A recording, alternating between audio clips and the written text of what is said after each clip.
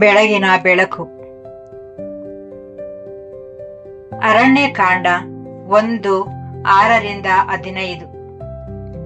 ದೇವರಿಂದ ಹೆಸರಿಸಲ್ಪಟ್ಟ ನಾಯಕರು. ಈಗ ನಾವು ಅರಣ್ಯಕಾಂಡದ ಮೊದಲ ಅಧ್ಯಾಯದ ಮುಂದಿನ ಭಾಗಕ್ಕೆ ಹೋಗೋಣ. ಅಲ್ಲಿ ದೇವರು ನಾಯಕರನ್ನು ಆರಿಸುತ್ತಾನೆ. ಇದು ರಾಜಕೀಯ ಚುನಾವಣೆಯಲ್ಲ ಅಥವಾ ಮನುಷ್ಯನ ಆಯ್ಕೆಯೂ ಅಲ್ಲ. ಮೋಶೆ ಮತ್ತು ಆರೋನರೊಂದಿಗೆ ನಿಲ್ಲಬೇಕಾದ ಗೋತ್ರಗಳ ಹೆಸರುಗಳನ್ನು ಮತ್ತು ನಾಯಕರ ಹೆಸರುಗಳನ್ನು ದೇವರೇ ನೀಡುತ್ತಾನೆ. ಈ ವ್ಯಕ್ತಿಗಳು ಕೇವಲ ಜನಗಣತಿಗಾಗಿ ಸಹಾಯ ಮಾಡುವ ಸಹಾಯಕರು ಮಾತ್ರವಲ್ಲ, ದೇವರು ಇಸ್ರಾಯೇಲನ್ನು ಒಂದು ಕ್ರಮಬದ್ಧವಾದ ರೀತಿಯಲ್ಲಿ ನಿರ್ಮಿಸುತ್ತಿದ್ದಾನೆ ಎಂಬುದಕ್ಕೆ ಇವರು ಸಾಕ್ಷಿಗಳಾಗಿದ್ದಾರೆ. ದೇವರು ನಾಯಕರನ್ನು ಹೆಸರಿಸಿದಾಗ ಆತನು ಹೀಗೆ ಹೇಳುತ್ತಿದ್ದಾನೆ: ಈ ಪ್ರಯಾಣವು ಜನರ ಭಾವನೆಗಳಿಂದ ನಡೆಸಲ್ಪಡುವಂಥದ್ದಲ್ಲ, ಬದಲಾಗಿ ದೈವಿಕ ಕ್ರಮದಿಂದ ನಡೆಸಲ್ಪಡುವಂಥದ್ದು. ನಾವು ಸೂಕ್ಷ್ಮವಾಗಿ ಗಮನಿಸಿದಾಗ ಇಲ್ಲಿ ಅದಕ್ಕಿಂತಲೂ ಆಳವಾದ ಸತ್ಯ ನಮಗೆ ಗೋಚರಿಸುತ್ತದೆ. ಈ ನಾಯಕರುಗಳ ಹೆಸರುಗಳನ್ನು ವಿಶಿಷ್ಟ ಅರ್ಥಗಳನ್ನು ಹೊಂದಿವೆ. ಇಸ್ರಾಯೇಲು ಸಾಗಲಿರುವ ಹಾದಿಯಲ್ಲಿ ಈ ಅರ್ಥಗಳು ದಾರಿದೀಪಗಳಂತೆ, ಮಾರ್ಗಸೂಚಿಗಳಂತಿದ್ದವು. ಅರಣ್ಯಕಾಂಡ 1ರಲ್ಲಿ ದೇವರು ಕೇವಲ ಜನರನ್ನು ಎಣಿಸುತ್ತಿಲ್ಲ, ಆತನು ಒಂದು ರಾಷ್ಟ್ರದ ಸಮುದಾಯವನ್ನು ರೂಪಿಸುತ್ತಿದ್ದಾನೆ. ಅರಣ್ಯದ ಪ್ರಯಾಣದಲ್ಲಿ ಹಸಿವು, ಬಾಯಾರಿಕೆ, ಭಯ, ಯುದ್ಧ, ಪ್ರಲೋಭನೆ, ಪಾಪ, ಶಿಸ್ತು, ಗುಣಮುಖವಾಗುವುದು ಮತ್ತು ಕೊನೆಗೆ ಬಾಧ್ಯತೆಯನ್ನು ಪಡೆದುಕೊಳ್ಳುವ ಸಿದ್ಧತೆ ಇವೆಲ್ಲವೂ ಒಳಗೊಂಡಿದೆ.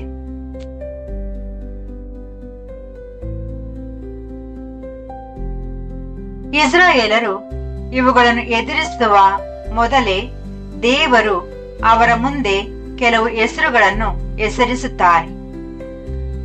ಇದು ಯೆಹೋವನು ನೀಡುತ್ತಿರುವ ಪ್ರವಾದನಾತ್ಮಕ ಎಚ್ಚರಿಕೆ ಮತ್ತು ಮೃದುವಾದ ಮಾರ್ಗದರ್ಶನದಂತಿದೆ. ಇದರರ್ಥ ಪ್ರತಿಯೊಂದು ಘಟನೆಯು ಕೇವಲ ಒಂದು ಹೆಸರಿಗೆ ಸೀಮಿತವಾಗಿದೆ ಎಂದಲ್ಲ, ಬದಲಾಗಿ ಅರಣ್ಯದ ಆತ್ಮಿಕ ವಿಷಯಗಳು ಈ ಹೆಸರುಗಳಲ್ಲಿ ಮೊದಲೇ ಬರೆಯಲ್ಪಟ್ಟಿವೆ ಎಂದರ್ಥ.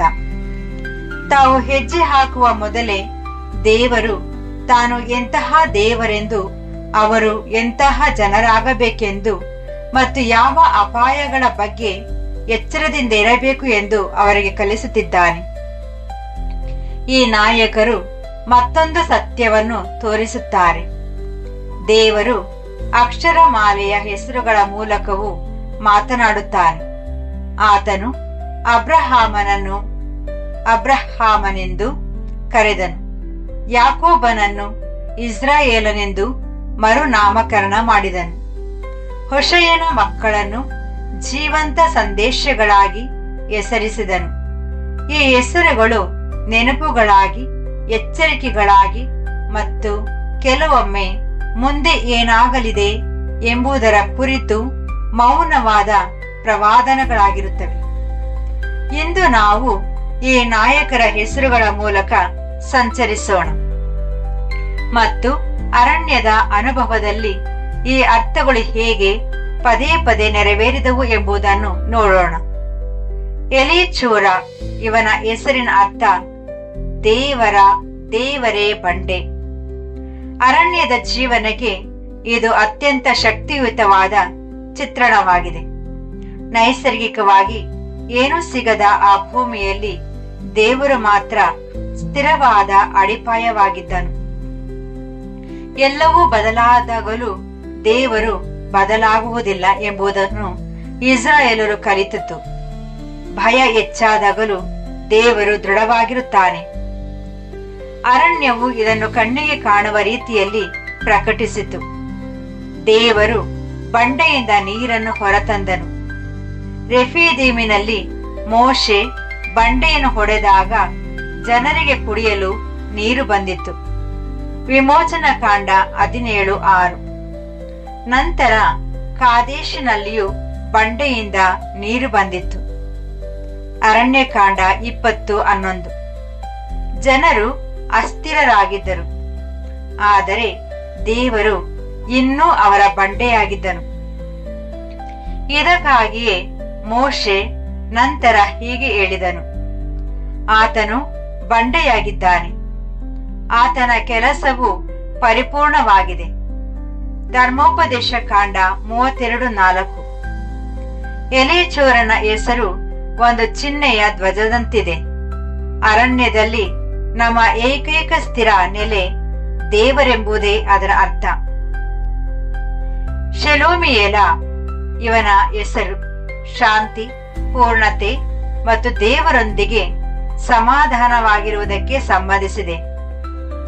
ಪ್ರಯಾಣದ ಗುರಿ ಕೇವಲ ಸಂಚಾರ ಮಾಡಿ ಒಂದು ಸ್ಥಳವನ್ನು ತಲುಪುವುದಲ್ಲ, ಬದಲಾಗಿ ದೇವರೊಂದಿಗಿನ ಸಹಭಾಗಿತ್ವವನ್ನು ಮರುಸ್ಥಾಪಿಸುವುದು ಮತ್ತು ಪವಿತ್ರ ಕ್ರಮದಲ್ಲಿ ಬದುಕುವುದು ಎಂಬುದನ್ನು ಇದು ನೆನಪಿಸುತ್ತದೆ. ದೇವರು ಅವರ ಮಧ್ಯೆ ವಾಸಿಸಲು ಬಯಸಿದನು, ಆದರೆ ಶಾಂತಿ ಎನ್ನುವುದು ತಾನಾಗಿಯೇ ಬರುವುದಿಲ್ಲ. ದೇವರೊಂದಿಗೆ ಶಾಂತಿಯಿಂದ ಇರಬೇಕಾದರೆ ವಿಧೇಯತೆ, ದೀನತೆ ಮತ್ತು ವಿಶ್ವಾಸ ಅಗತ್ಯ. ಇಸ್ರಾಯೇಲರು ಅನುಭವಿಸಿದ ಹೆಚ್ಚಿನ ಕಷ್ಟಗಳಿಗೆ ಕಾರಣ ಅವರು ದೇವರೊಂದಿಗೆ ಸಮಾಧಾನವನ್ನು ಕಳೆದುಕೊಂಡಿದ್ದರಿಂದ ಬಂದವು. ಗುಣಗುಟ್ಟುವುದು ಮತ್ತು ದಂಗೆ ಏಳುವುದು ಇದರಿಂದ ದೇವರ ಶಾಂತಿಯನ್ನು ಕೆಡಿಸಿದವು.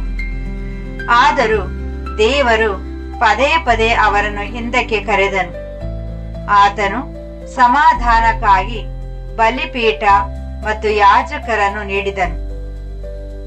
ನಿಜವಾದ ಶಾಂತಿ ಎಂದರೆ ಕಷ್ಟಗಳಿಲ್ಲದಿರುವುದಲ್ಲ, ಬದಲಾಗಿ ದೇವರು ನಮ್ಮ ಜೀವನದ ಕೇಂದ್ರದಲ್ಲಿ ಇರುವುದು ಎಂಬುದನ್ನು ಆತನು ಕಲಿಸುತ್ತಿದ್ದನು. ನಹಾಶೋನ್ ಈ ಹೆಸರು ಬಹಳ ಅರ್ಥಗರ್ಭಿತವಾಗಿದೆ. ಇವನ ಹೆಸರು ಹಾವಿಗೆ ಸಂಬಂಧಿಸಿದೆ. ಅರಣ್ಯಕಾಂಡ 21ರಲ್ಲಿ ಇಸ್ರಾಯೇಲರನ್ನು ಬೆಂಕಿ ಹಾವುಗಳು ಕಚ್ಚಿದಾಗ ಮೋಶೆ ತಾಮ್ರದ ಹಾವನ್ನು ಎತ್ತಿ ಹಿಡಿದ ಘಟನೆಯನ್ನು ಇದು ನೆನಪಿಸುತ್ತದೆ. ಯಾರು ಆ ಹಾವನ್ನು ನೋಡಿದರೋ ಅವರು ಬದುಕಿದರು. ಅರಣ್ಯಕಾಂಡ 21:8-9.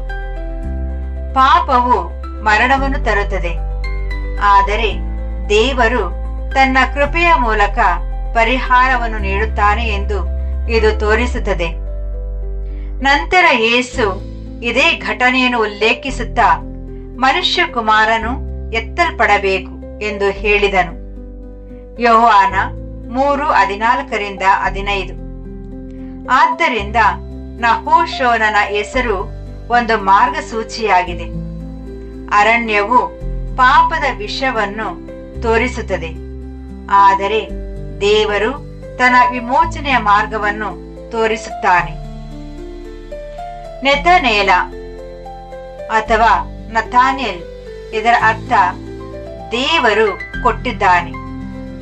ಅರಣ್ಯವು ಮನುಷ್ಯನ ಸಾಧನೆಯ ಸ್ಥಳವಲ್ಲ, ಅದು ಎಲ್ಲವನ್ನು ದೇವರಿಂದ ಪಡೆದುಕೊಳ್ಳುವ ಸ್ಥಳವಾಗಿತ್ತು. ಅವರಿಗೆ ವ್ಯವಸಾಯ ಮಾಡಲು ಸಾಧ್ಯವಿರಲಿಲ್ಲ.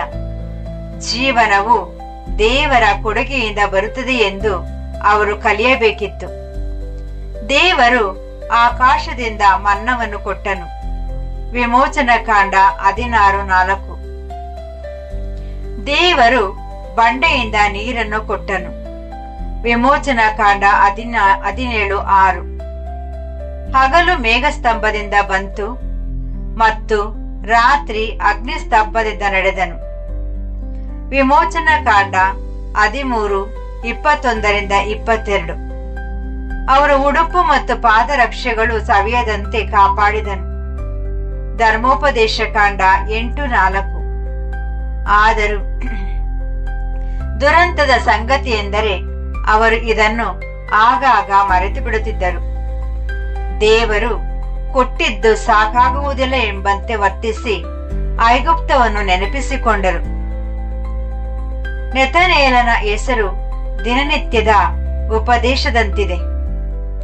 ಎಲ್ಲವೂ ಆತನು ನೀಡಿದ ಉಡುಗೊರೆ ಎಂದು ನೆನೆಸಿಕೊಂಡಾಗ ಕೃತಜ್ಞತೆ ಬೆಳೆಯುತ್ತದೆ. ಎಲಿಯಾಬ್, ಇದರ ಅರ್ಥ ನನ್ನ ದೇವರು ತಂದೆ. ಐಗುಪ್ತದಲ್ಲಿ ಇಸ್ರಾಯೇಲರು ಕಠಿಣ ಯಜಮಾನರ ಕೈ ಕೆಳಗೆ ಗುಲಾಮರಾಗಿದ್ದರು. ಗುಲಾಮರು ಭಯವನ್ನು ಕಲಿಯುತ್ತಾರೆ, ನಂಬಿಕೆಯೇನಲ್ಲ. ಆದರೆ ದೇವರು ಅವರನ್ನು ಮಕ್ಕಳಂತೆ ನಡೆಸಲು ಹೊರತಂದನು. ಒಬ್ಬ ತಂದೆ ತನ್ನ ಮಗನನ್ನು ಹೊತ್ತುಕೊಂಡು ಹೋಗುವಂತೆ ದೇವರು ಅವರನ್ನು ಹೊತ್ತುಕೊಂಡು ಬಂದನು. ಧರ್ಮೋಪದೇಶ ಕಾಂಡ 1:31. ದೇವರು ಅವರನ್ನು ಪೋಷಿಸಿದನು, ತಿದ್ದಿದನು ಮತ್ತು ನಂಬಿಗಸ್ತನಾಗಿ ಉಳಿದನು. ಎಲಿಯಾಬನ ಹೆಸರು ಅರಣ್ಯದಲ್ಲಿ ದೇವರು ಕಟ್ಟಲು ಬಯಸಿದ ಇದು ತಂದೆ ಮಗನ ಸಂಬಂಧವನ್ನು ಎತ್ತಿ ತೋರಿಸುತ್ತದೆ. ಎಲಿಷಾಮ, ಇದರ ಅರ್ಥ ದೇವರು ಕೇಳಿಸಿಕೊಂಡಿದ್ದಾನೆ. ಅರಣ್ಯದಲ್ಲಿ ಇದು ಹಲವು ಬಾರಿ ಸಾಬೀತಾಯಿತು. ದೇವರು ಅವರ ಗೋಳಾಟವನ್ನು ಕೇಳಿಸಿಕೊಂಡು ಅವರ ಹಸಿವು ಮತ್ತು ಬಾಯಾರಿಕೆಯನ್ನು ಕೇಳಿಸಿಕೊಂಡನು. ಅಷ್ಟೇ ಅಲ್ಲ, ಅವರ ಗುಣಗುಟ್ಟುವಿಕೆಯನ್ನು ಕೇಳಿಸಿಕೊಂಡನು. ಅವರು ಮಾಂಸಕ್ಕಾಗಿ ಎತ್ತಾಗ ಕಾಡಿನ ಕೌಜುಗಗಳನ್ನು ಕೊಟ್ಟನು. ಆದರೆ ಅವರ ಹೃದಯ ಸರಿಯಿಲ್ಲದ ಕಾರಣ ಅದು ನ್ಯಾಯ ತೀರ್ಪಾಯಿತು. ಮೋಶೆ ಪ್ರಾರ್ಥಿಸಿದಾಗಲೂ ದೇವರು ಕೇಳಿಸಿಕೊಂಡನು. ಎಲಿಷಾಮನ ಹೆಸರು ಎಚ್ಚರಿಕೆ ಮತ್ತು ಸಮಾಧಾನ ಎರಡನ್ನೂ ನೀಡುತ್ತದೆ. ದೇವರು ನಮ್ಮ ಮೊರೆಯನ್ನು ಕೇಳುತ್ತಾನೆ ಎಂಬುದು ಸಮಾಧಾನವಾದರೆ, ನಮ್ಮ ಅವಿಶ್ವಾಸದ ಮಾತುಗಳನ್ನು ಆತನು ಕೇಳುತ್ತಾನೆ ಎಂಬುದು ಎಚ್ಚರಿಕೆಯಾಗಿದೆ. ಗಮಲಿಯೇಲ, ಇದರ ಅರ್ಥ ದೇವರೇ ನನ್ನ ಪ್ರತಿಫಲ. ಅರಣ್ಯದ ಹಾದಿಯಲ್ಲಿ ಅನೇಕ ನಷ್ಟಗಳು ಮತ್ತು ವಿಳಂಬಗಳಿದ್ದವು. ಈ ಪ್ರಯಾಣದ ವ್ಯರ್ಥ ಎಂದು ಅನಿಸುವುದು ಸುಲಭವಾಗಿತ್ತು. ಆದರೆ ದೇವರು ಆಳವಾದ ಕೆಲಸ ಮಾಡುತ್ತಿದ್ದನು. ಆತನು ತನ್ನ ಜನರಲ್ಲಿ ಪವಿತ್ರತೆಯನ್ನು ರೂಪಿಸುತ್ತಿದ್ದನು. ಮೊದಲ ತಲೆಮಾರಿನವರು ಅರಣ್ಯದಲ್ಲಿ ಮರಣ ಹೊಂದಿದರೂ ವಾಗ್ದಾನವು ಸಾಯಲಿಲ್ಲ. ದೇವರು ಹೊಸ ತಲೆಮಾರನ್ನು ಎಬ್ಬಿಸಿದನು. ದೇವರು ಎಂದಿಗೂ ಪ್ರತಿಫಲ ನೀಡುವವನಾಗಿದ್ದಾನೆ. ನಿಮ್ಮ ಅಂತ್ಯಕಾಲದಲ್ಲಿ ನಿಮಗೆ ಒಳ್ಳೆಯದನ್ನು ಮಾಡುವುದಕ್ಕಾಗಿಯೇ ದೇವರು ನಿಮ್ಮನ್ನು ಪರೀಕ್ಷಿಸಿದನು ಎಂದು ಮೋಶೆ ನೆನಪಿಸಿದನು. ಧರ್ಮೋಪದೇಶ ಕಾಂಡ 8:16. ಗಮಲಿಯೇಲನ ಹೆಸರು ಒಂದು ದೀಪದಂತೆ ಮಾತನಾಡುತ್ತದೆ. ಕಷ್ಟದ ಕಾಲದಲ್ಲೂ ದೇವರೇ ನಮ್ಮ ಪ್ರತಿಫಲ ಮತ್ತು ದೇವರು ನಮ್ಮನ್ನು ರೂಪಿಸುತ್ತಿರುವಾಗ ನಮ್ಮ ಪ್ರಯಾಣವು ಎಂದಿಗೂ ವ್ಯರ್ಥವಾಗುವುದಿಲ್ಲ. ಅಬಿದಾನ್, ಇದರ ಅರ್ಥ ನನ್ನ ತಂದೆಯೇ ನ್ಯಾಯಾಧೀಶ. ಇದು ಅರಣ್ಯದ ಗಂಭೀರತೆಗೆ ಸರಿಯಾಗಿ ಹೊಂದಿಕೆಯಾಗುತ್ತದೆ. ದಂಗೆಯ ವಿರೋಧವು ಪದೇ ಪದೇ ಎದ್ದಿದ್ದರಿಂದ ಇಸ್ರಾಯೇಲು ಅನೇಕ ಬಾರಿ ನ್ಯಾಯ ತೀರ್ಪನ್ನು ಅನುಭವಿಸಿತು. ಅವರು ವಾಗ್ದಾತ ನಾಡನ್ನು ಪ್ರವೇಶಿಸಲು ನಿರಾಕರಿಸಿದಾಗ ನ್ಯಾಯ ತೀರ್ಪು ಬಂದಿತು ಮತ್ತು ಆ ತಲೆಮಾರಿನವರು ಅರಣ್ಯದಲ್ಲೇ ಅಲಿಯುವಂತಾಯಿತು. ಅರಣ್ಯ ಕಾಂಡ 14:22-35. ಕೋರಹನು ಮತ್ತು ಅವನ ತಂಡದವರು ದಂಗೆ ಎದ್ದಾಗ ನ್ಯಾಯ ತೀರ್ಪು ಬಂದಿತು. ಅರಣ್ಯ ಕಾಂಡ 16.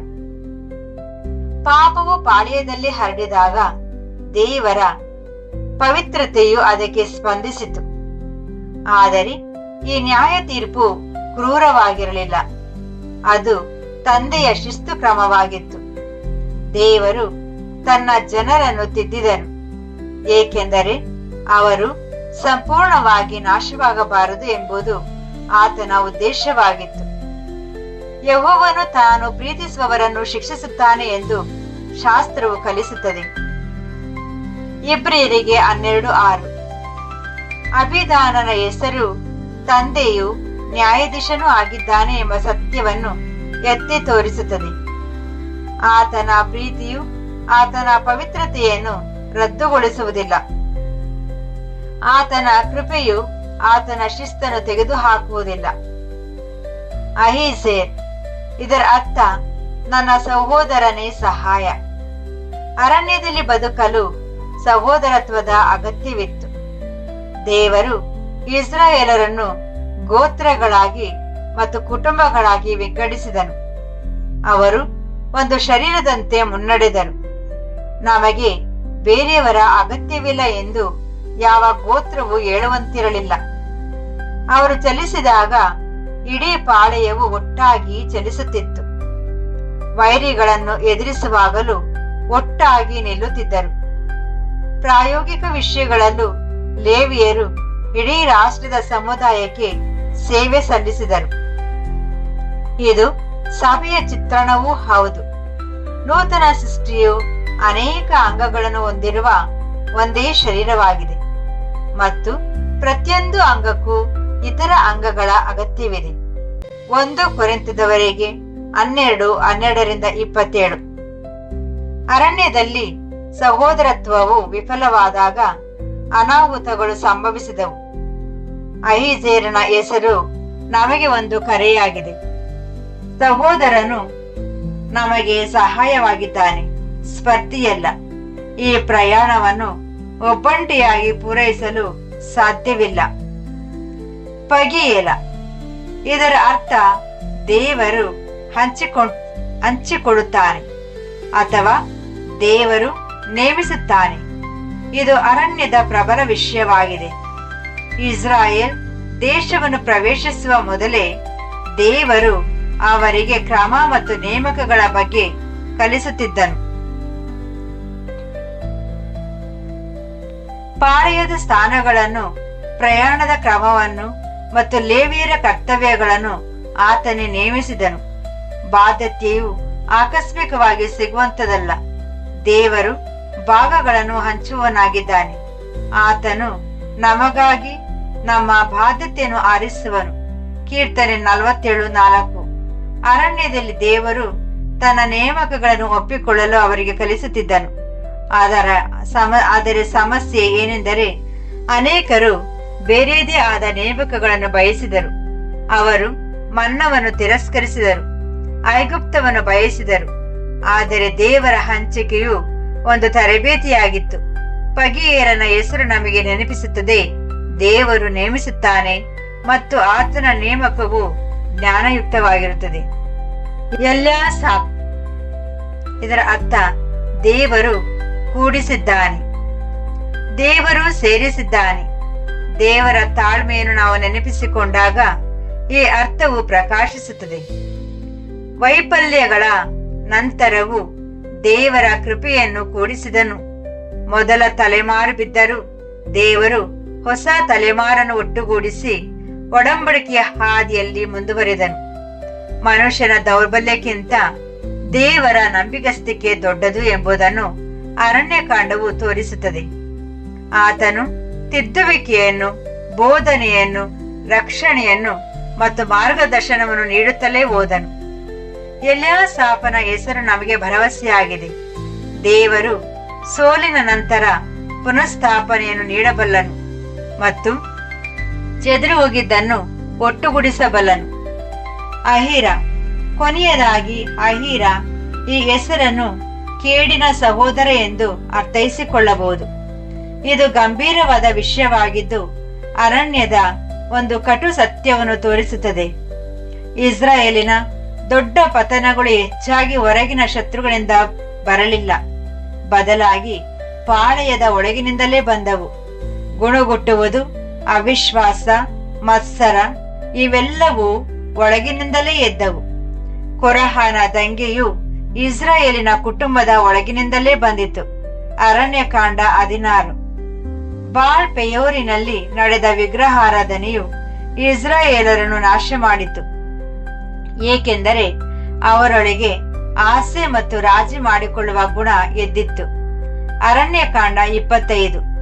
ಅಹೀರನ ಹೆಸರು ಒಂದು ಪ್ರವಾದನಾತ್ಮಕ ಎಚ್ಚರಿಕೆಯಾಗಿದೆ. ಸಹೋದರತ್ವದ ಸಮಸ್ಯೆಯ ಬಗ್ಗೆ ಎಚ್ಚರವಿರಲಿ. ಕೇಡು ಸಹೋದರತ್ವದ ಒಳಗಿನಿಂದಲೇ ಹೇಳಬಹುದು.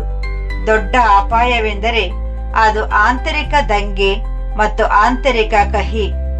ಈ ಎಲ್ಲ ಹೆಸರುಗಳನ್ನು ಒಟ್ಟಾಗಿ ನೋಡಿದಾಗ ಅರಣ್ಯದ ಘಟನೆಗಳು ನಡೆಯುವ ಮೊದಲೇ ದೇವರು ಅದರ ಸಾರಾಂಶವನ್ನು ಈ ಹೆಸರುಗಳಲ್ಲಿ ಬರೆದಿದ್ದಾನೆ ಎಂದು ನಮಗೆ ಅನಿಸುತ್ತದೆ. ದೇವರು ಬಂಡೆಯಾಗಿದ್ದಾನೆ. ಆತನು ಸಮಾಧಾನವನ್ನು ಬಯಸುತ್ತಾನೆ. ಪಾಪವು ಹಾವಿನ ಕಚ್ಚುವಿಕೆಯಿಂದ ಮರಣ ತರುತ್ತದೆ, ಆದರೆ ದೇವರು ರಕ್ಷಣೆಯನ್ನು ನೀಡುತ್ತಾನೆ. ದೇವರು ದಿನನಿತ್ಯದ ಆಹಾರವನ್ನು ನೀಡುವಾತ. ಆತನು ತಂದೆಯಾಗಿ ನಮ್ಮನ್ನು ತಿದ್ದುತ್ತಾನೆ. ಆತನು ಪ್ರಾರ್ಥನೆ ಮತ್ತು ಗುಣಗುಟ್ಟುವಿಕೆ ಎರಡನ್ನೂ ಕೇಳಿಸಿಕೊಳ್ಳುತ್ತಾನೆ. ವಿಳಂಬವಾದರೂ ದೇವರೇ ನಮ್ಮ ಪ್ರತಿಫಲ. ಸಹೋದರತ್ವ ಬದುಕಲು ಅನಿವಾರ್ಯ. ಇವು ಕೇವಲ ಇಸ್ರಾಯೇಲಿಗಲ್ಲ, ನೂತನ ಸೃಷ್ಟಿಗೂ ಸಭೆಗೂ ಪಾಠಗಳಾಗಿವೆ. ನಮ್ಮ ಪ್ರಯಾಣದಲ್ಲೂ ಅರಣ್ಯದಂತಹ ಕಾಲಗಳು ಬರುತ್ತವೆ. ಸಭೆಯು ದೇವರನ್ನು ಬಂಡೆ ಎಂದು, ಕ್ರಿಸ್ತನನ್ನು ರೊಟ್ಟಿ ಎಂದು ನೆನಪಿಸಿಕೊಳ್ಳಬೇಕು. ಆಂತರಿಕ ರಾಜಿ ಮಾಡಿಕೊಳ್ಳುವ ಗುಣವೇ ದೊಡ್ಡ ಅಪಾಯ ಎಂಬುದನ್ನು ಮರೆಯಬಾರದು. ಬಾಧ್ಯತೆಯನ್ನು ಸೇರುವವರೆಗೆ ನಾವು ಎಚ್ಚರದಿಂದಿರಲು ಕರೆಯಲ್ಪಟ್ಟಿದ್ದೇವೆ. ಈ ಹೆಸರುಗಳಲ್ಲಿ ನಾವು ಇಂದು ಕಂಡುಕೊಂಡದಕ್ಕಿಂತ ಹೆಚ್ಚಿನ ವಿಷಯಗಳಿವೆ. ದೇವರ ಅನುಮತಿ ಇದ್ದರೆ ನಾವು ನಾಳೆಯ ಬೆಳಗಿನ ಬೆಳಕು ಲೇಖನದಲ್ಲಿ ಇದನ್ನು ಮುಂದುವರಿಸೋಣ. ಪ್ರಾರ್ಥನೆ. ನಮ್ಮ ಪವಿತ್ರ ತಂದೆಯಾದ ಯೆಹೋವನೇ, ನೀನು ನಿನ್ನ ಜನರನ್ನು ಜ್ಞಾನ ಮತ್ತು ಕ್ರಮದಿಂದ ನಡೆಸುತ್ತಿರುವುದಕ್ಕಾಗಿ ನಿನಗೆ ಸ್ತೋತ್ರ. ನಿನ್ನ ವಾಕ್ಯದಲ್ಲಿ ಯಾವುದೂ ವ್ಯರ್ಥವಲ್ಲ, ಹೆಸರುಗಳು ಸಹ ಅರ್ಥಗರ್ಭಿತವಾಗಿವೆ ಎಂದು ನಮಗೆ ತೋರಿಸಿಕೊಟ್ಟಿದ್ದಕ್ಕಾಗಿ ವಂದನೆಗಳು. ಪ್ರತಿಯೊಂದು ಪರೀಕ್ಷೆಯಲ್ಲೂ ನಿನ್ನನ್ನು ನಮ್ಮ ಬಂಡೆಯನ್ನಾಗಿ ನೋಡಲು ನಮಗೆ ಕಲಿಸಿಕೊಡು. ನಿನ್ನೊಂದಿಗೆ ಸಮಾಧಾನದಿಂದಿರಲು ಮತ್ತು ನಿನ್ನ ಸನ್ನಿಧಿಯನ್ನು ನಾವು ಜೀವನದ ಕೇಂದ್ರವಾಗಿರಿಸಲು ಸಹಾಯ ಮಾಡು. ನೀನು ನೀಡುವ ಇವುಗಳಿಗಾಗಿ ನಾವು ಕೃತಜ್ಞನಾಗಿರುವಂತೆ ಮಾಡು ಮತ್ತು ನಿನ್ನನ್ನು ತಂದೆಯಾಗಿ ನಂಬಲು ಸಹಾಯ ಮಾಡು. ನಮ್ಮ ಬಾಯಿ ಗುಣಗಟ್ಟದಂತೆ ಕಾಯ್ದುಕೋ ಮತ್ತು ಪ್ರಾರ್ಥಿಸಲು ನಮಗೆ ತರಬೇತಿ ನೀಡು. ಕ್ರಿಸ್ತನ ಉತ್ತಮ ಸೈನಿಕರಂತೆ ಕಷ್ಟಗಳನ್ನು ಸಹಿಸಿಕೊಳ್ಳಲು ಮತ್ತು ಸಹೋದರತ್ವವನ್ನು ಪ್ರೀತಿಸಲು ಕೃಪೆ ನೀಡು. ನಮ್ಮ ಒಳಗಿನಿಂದ ಏಳುವ ಕೇಡಿನಿಂದ ನಮ್ಮನ್ನು ರಕ್ಷಿಸು, ನಮ್ಮನ್ನು ಒಟ್ಟುಗೂಡಿಸು. ನಿನ್ನ ಕೃಪೆಯನ್ನು ನೀಡು ಮತ್ತು ನೀನು ವಾಗ್ದಾನ ಮಾಡಿದ ಬಾಧ್ಯತೆಗೆ ನಮ್ಮನ್ನು ಸುರಕ್ಷಿತವಾಗಿ ಸೇರಿಸು. ನಮ್ಮ ಪ್ರಭುವಾದ ಯೇಸು ಕ್ರಿಸ್ತನ ಹೆಸರಿನಲ್ಲಿ ಆಮೆನ್.